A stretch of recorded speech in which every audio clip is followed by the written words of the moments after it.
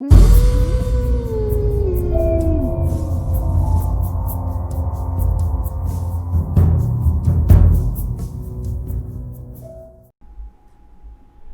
just found out that my family has been keeping a terrible secret from me. The journey to the cabin was a microcosm of what my relationship with my father had become. Long stretches of uncomfortable silences, interspersed with awkward attempts at small talk.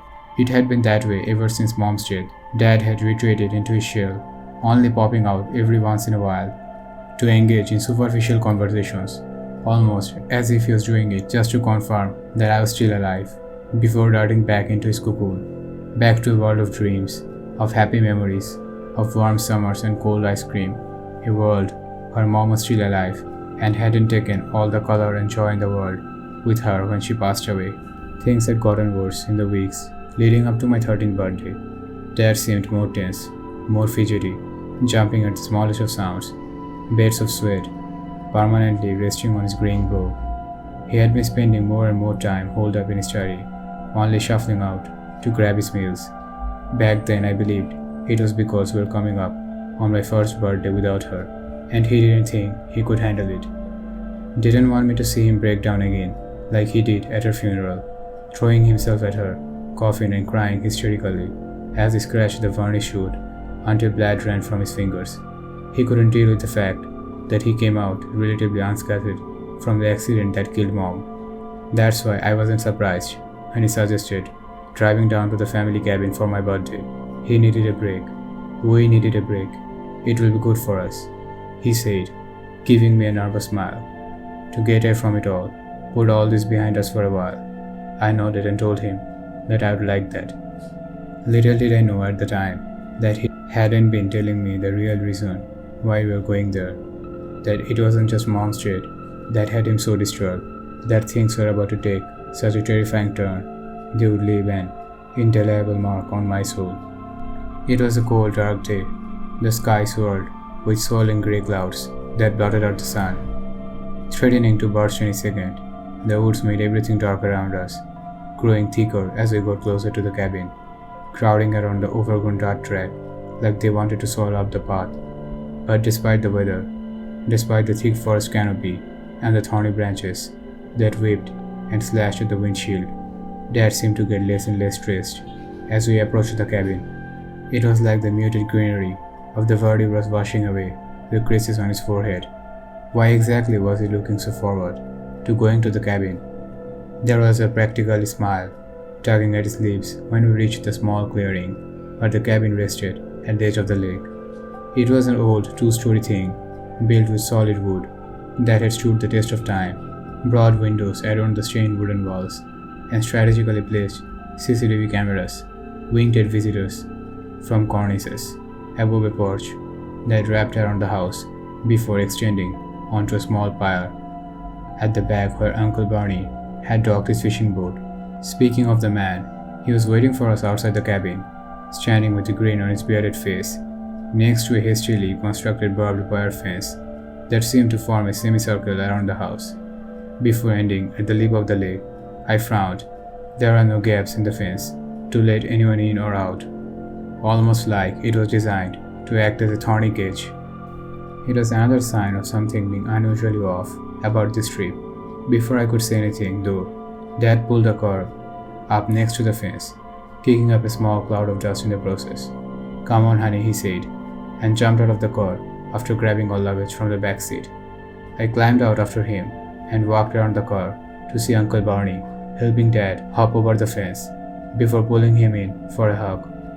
"Good to see you, man," Dad said, before poking his brother's belly. "Damn, it's only been a couple of months since we last saw you, and you have already gotten fatter." Uncle Barney laughed his rich, throaty laughter, one that instantly puts your heart at ease. "You know how it is, Freddy. Emily treats me too well." I smiled. I could see what Dad was talking about. Uncle Barney had always been a barrel-chested man, but now the barrel was beginning to sag, making his tummy bulge a little. "I reckon I could finally take you in a fight now," Dad quipped, earning a chuckle from Uncle Barney. "Nuh-uh, you're still not quite there yet, little brother." "Hey, Uncle Barney." I greeted him with a wave before stuffing my hand back in the pocket of my sweatshirt. A broad smile lit up his face. Well, hello, Sierra. And how is my frigate little tigress doing today? Good, so what's with the fence? I blurted out the question that had been gawing at me like a pebble stuck in a shoe. His face darkened, and he turned and glared at Ted. You haven't told her yet? My father guiltily averted his gaze. Told me what? I asked, my heart starting to beat a little faster. Uncle Barney quickly caught himself and smiled at me again. Told you just how beautiful you have gotten. Thunder rumbled in the distance. Now come on in, we'll talk inside. I knew that I wasn't going to get any answers that easily from either of them, so chose to shut up and do as I was told. They pulled the wires apart, creating enough space for me to sleep in and to stroll into the cabin as the sky found a way to become even darker than it had been moments ago. The rain started soon after we entered the house, and I could see raindrops patterning on the dull grey surface of the lake through the sliding glass doors that led to the pier. Uncle Barney's boat was bobbing on the water, glistening happily under the shower, while the sky grumbled with a barely suppressed rage. I carried my stuff up to my room, threw it on the bed, and rushed back downstairs after quickly freshening up, ready to unravel the mysteries surrounding this trip. Dad and Uncle Barney had been arguing in my absence about why I was still being kept in the dark and when the appropriate time would be, or was, to reveal everything to me. I only caught faint snippets of their conversation as they quickly shut up when they spotted me coming down the stairs, the storm having muffled my footsteps. I poked and prodded, begged them to tell me what was going on, but they refused.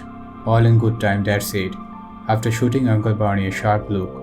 Whatever it wasn't good. They tried to stay stone-faced, but I could tell that they were nervous.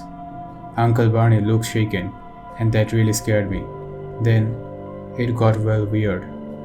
I watched as Dad and Uncle Barney pulled out long sheets of white cloth from a bag placed on the couch in front of the fireplace and went outside in the rain. Now these sheets weren't pure white. They had black Arabic writing painted on them, each and every single one of them. I tried asking them what they're doing, but they didn't answer. All in good time, Dad repeated. Just trust us. Boots plopping in and out of the mud. They went out and tied these sheets of cloth to the barbed wire before rushing back inside, the unrelenting rain lashing them mercilessly. I was really confused at this point. We are not a religious family, we are not superstitious, and we are certainly not Muslims. So what in the world was happening here? And it didn't end there. Drenched to the bone, with water dripping down from their clothes and onto the hardwood floor, they retrieved a hefty-looking tree stump from Uncle Barney's room, hopped out the front door, and placed it within the barbed wire perimeter. This stump too had Arab writing, painstakingly carved into it. Once again, they brushed aside my questions and concerns and proceeded to change into dry clothes before coming back down to start heating up some burgers like I hadn't seen them do the most inexplicable things imaginable. While the sky still sulked, the rain had petered out by the time we wolfed down our lunch, so they took me out for some shooting practice. Uncle Barney disappeared down into the basement and came back up carrying a bag full of weapons and laid them out on the coffee table.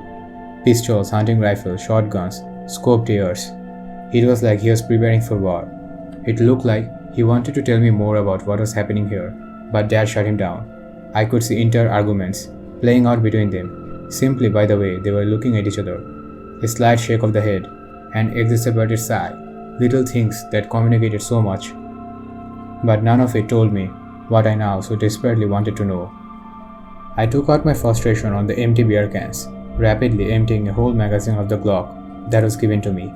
Uncle Barney whistled at my aim, and Dad remarked that all the practice we had done was finally starting to pay off. I beamed at the compliments before I went over his remark again, and realized that there was something different about this target practice, something a bit more serious. The rest of the day was the same.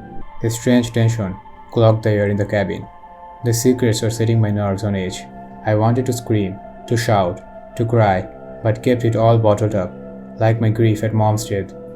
I even gracefully accepted the medallion my father gave to me, a gold coin with Arabic phrases etched all over it. Wore it around my neck and swore on Mom's grave to never take it off. even as 1,000 questions swirled around in my head like a maelstrom. Thankfully, or maybe not so much, I got my answers after dinner. Wood crackled with a soft hiss in the fireplace as Dad sat me down on the couch in front of it. Uncle Barney stood off to the side with fear and worry etched on his face. Dad took my hands in his and attempted to smile. It was gruesome. So I whispered, afraid of breaking the spell, "Are you guys going to tell me what's going on?" "Sierra," Dad began. "You know I love you, right?" I nodded. "And you know your mother loved you as well." "Yeah, she loved you deeply, more than anything in this world. I want you to keep that in mind when you have heard what I have to say, okay?" I nodded again. "Now I am sure you are aware that your mother had a very difficult childhood," he continued. "She was orphaned very young, was thrown into the foster system, where she went through things that no human being should ever have to go through." I felt the heat from the fire wash over my face, the medallion cold against my chest as Dad's grip on my hands tightened. She developed a cocaine addiction in her early 20s and was on the verge of being driven homeless. I gulped. I had heard about this just last year, but then she put her life together bit by bit, piece by piece, crawling out of the shell she had fallen into, before meeting me and doing me the honor of building a life with her. Dad blinked, and teardrops fell down on his cheeks. Uncle Barney squeezed his shoulder reassuringly, and he began speaking again. "Well, honey, there is something missing from this story. Something we didn't tell you about. Something we lied to you about. You see, much as she lectured you, it wasn't hard work that helped her get back on the track. It was something else. Now this is going to sound unbelievable, and it did to me too, until I saw the evidence with my own eyes. Your mother was going to kill herself." I gasped. "Yeah." She felt like she was at the end of her rope, felt like there was nothing left living for, and just wanted to end it all. So she drove down to the nearest bridge and prepared to jump down to the swirling depths below. She was standing at the edge, holding on by the railing, when she was stopped by a man, a complete stranger, one she swore appeared out of nowhere. She said there was something hypnotic, something otherworldly about this man, and before she knew it, she had backed away from the edge and began telling him about her life and why she was choosing to end it. Now this man, and this is where it gets strange, so stay with me. This man offered to fix everything for her. He told her he will give her a life, love, happiness, the life she had always wanted. All she had to do was reach forward and take his hand. And she took it, and the rest is, as they say, history. Only there was a catch, Uncle Barney added. Dad glanced at him and then looked back at me. Right. The man wanted something from her, something that your mother, being as cynically hopeless as she was more than happy to give. What? I asked. Dad's voice began to crack. Her first-born child, to be collected on their 13th birthday. You. I shook my hands free. This isn't funny, Dad. How dare you make a joke of this? Soul-crushing sadness flashed across his face. I'm not joking, honey. I would never joke about something like that. I know what it sounds like. I reacted just like you when your mom told me about this, but I believed it when I saw it for myself. Had to. What do you mean? She couldn't give you up. Loved you far too much to do that. She tried to break her promise, tried to fight it, and the man really hated that. What are you saying, Dad? I yelled.